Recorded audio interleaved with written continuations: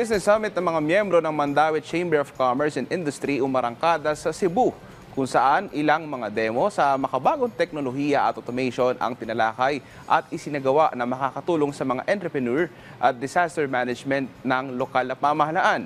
Si Jessie Atienza sa detalye. Rise and shine, Jessie!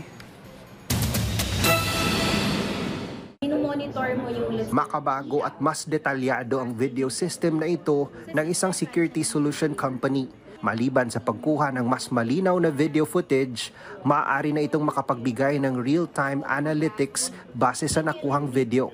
Isang bagay na maaaring makatulong hindi lang sa mga negosyante, kundi pati na sa public safety at disaster monitoring. One example for flood, we can use the camera to get footage, right? But because of analytics, we can also set a certain parameter where the camera can alert the monitoring area kung tumataas na yung level ng tubig. Of the video, you would see na may difference na yung water. So that's already a notification. Kabilang ang kumpanya sa nagsagawa ng mga demonstration sa nasa 500 miyembro ng Mandaue Chamber of Commerce and Industry. Kabilang dito ang mga malalaking kumpanya at mga MSME.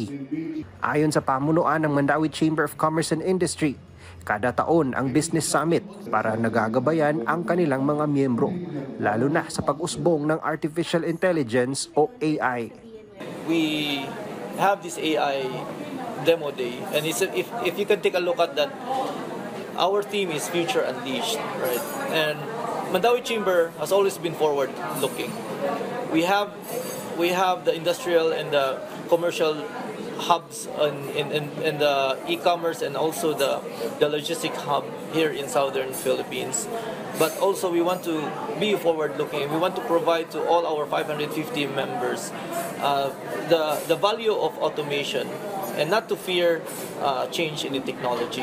Nagsagawa din ng forum kasama ang mga CEO at mga presidente ng malalaking kumpanya sa bansa para magbigay gabay sa mga MSME na miyembro ng MCCI.